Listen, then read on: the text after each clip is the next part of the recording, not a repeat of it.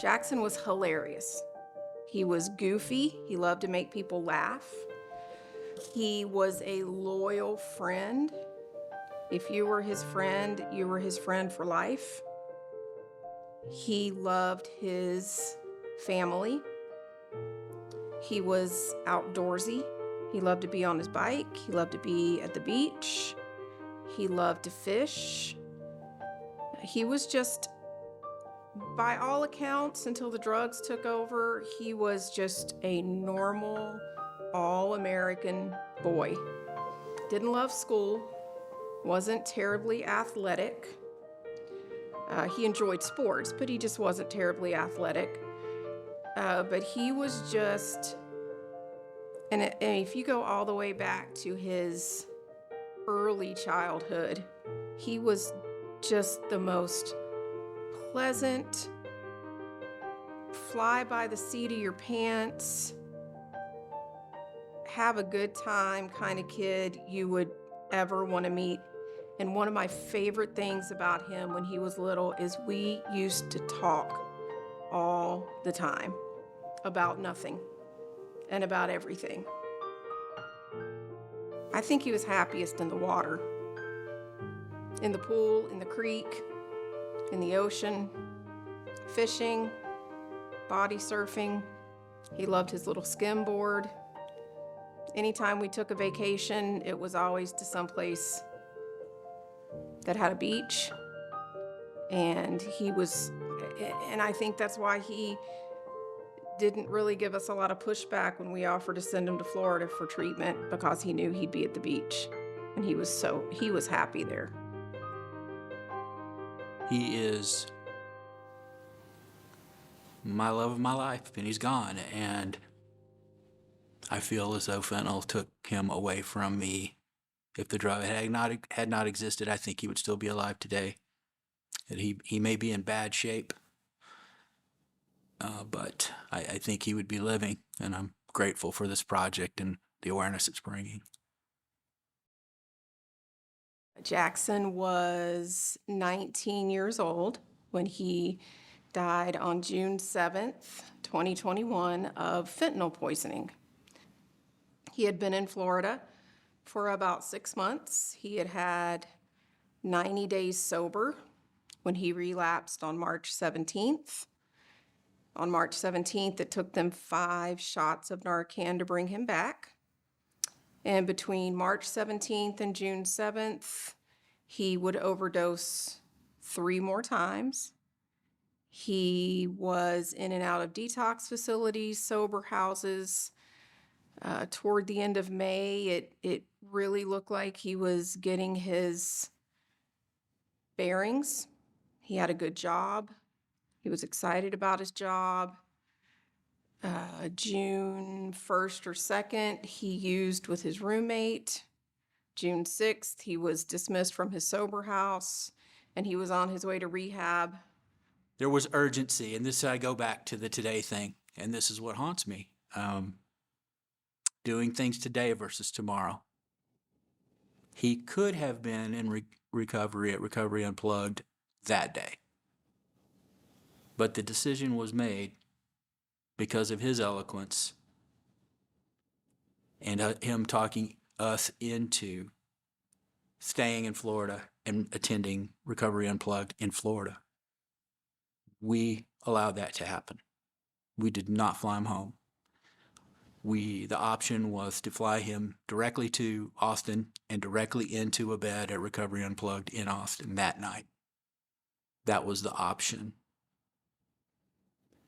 At that point in our lives, and especially in mine, I felt like it was a turning point. The choice to get sober or the choice to die. I never knew that he would make the wrong choice. On June 7th, when the rehab driver showed up to pick him up, unfortunately, he was deceased in his hotel room. So doing things today is critical. And this is what I receive counseling over. This is what I talk about in my own counseling sessions is just how important it is.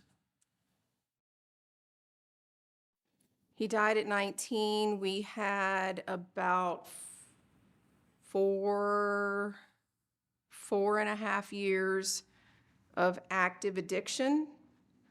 2 of those years being opiate addiction and chasing our tails, trying to figure out how to save his life. He and I had some frank talks about the use of marijuana, and he had some very pointed questions to me about my own use of marijuana and I had in my earlier days, even into my 20s. And I had taken a laissez-faire approach toward the use of marijuana because there was really no such thing as gateway drugging or drugs in my day. It pretty much began and ended with smoking pot. Weed is what we called it. So I believe that I didn't understand the possibility of seeking a greater high, the way I should.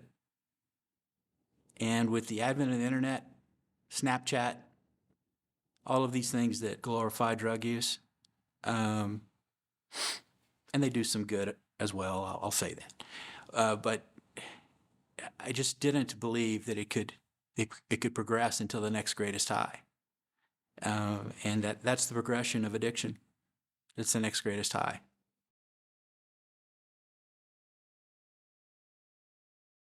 Eight days after he returned from rehab, he took a Klonopin and stole his car. And I say that because he did not have a driver's license or a key that we knew about. He took a Klonopin and wrecked his car, hit and run, right back into the justice system. I should back up and say that the reason he was in rehab is because it was court ordered. He had been arrested in the spring of 2019 for bringing drugs into our home, and we had him arrested. I had him arrested. I found pills in his sock, and I told him that it was going to go one of 2 ways. We could either discuss this like human beings, or he could continue to come at me to give him his pills back, and I would call the cops. And he continued to come at me, so I had him arrested. It wasn't weed that I found on him. It was Klonopin and Adderall, which for all we know could have been laced with fentanyl even back then. And a lot of these people that like to play armchair quarterback have no idea what they would do if they needed to save the life of someone that they loved. And that's basically what we were trying to do for that period of time between February of 19, when he had his first overdose, until he died in June of 21. All we wanted to do was save his life. And we did everything that we knew how to do. And we probably did a lot of things wrong, but we did a lot of things right.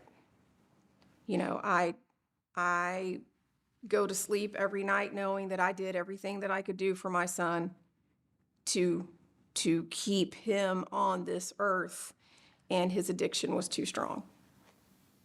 I agree with the feeling of hopelessness, but the actuality of hopelessness I don't think is ever there. So I think hopelessness is a construct of one's own mind, especially when you're dealing with addiction. And that's the job, is to overcome that and realize that there are things you can do to keep your loved one alive, which is what my wife and I tried to do. We tried everything that we knew and that we were told might work, but there was never anything as powerful as the drive to receive the drug of choice and to use. And the explanation was always that, at least at first, that it was a phase, right? That tomorrow would bring something different. And if you're given hope, and the person in front of you who is an addict is telling you, I'm going to be better tomorrow, you kind of have to receive that. They don't like to hear, well, make change. Well, I'm gonna flush my drugs tomorrow. Well, let's flush them now.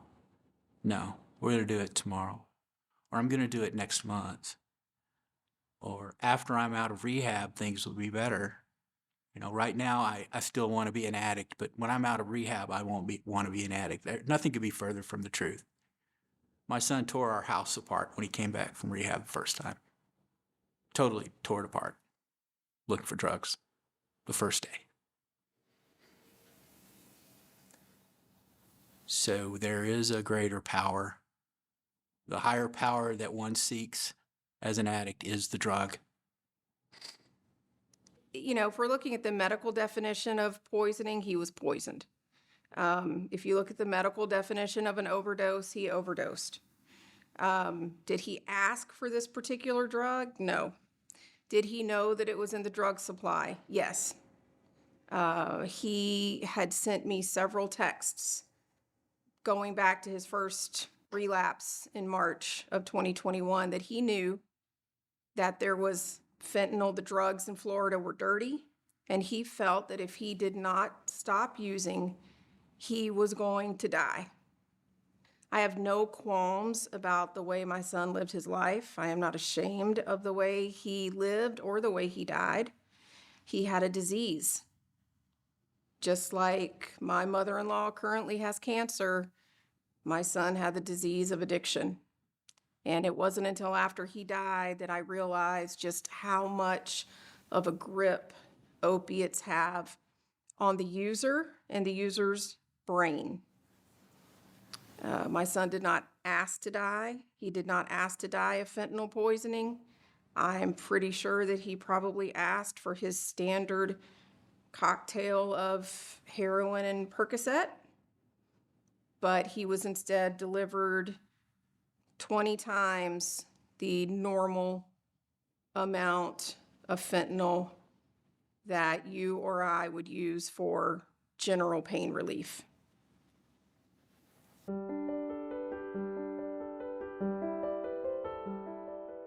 I think that with Jackson, there was always a promise of tomorrow, right? Like, tomorrow things will be done. And that's a lie. There's only today in the life of an addict, especially when they're rolling the dice with their own life every day.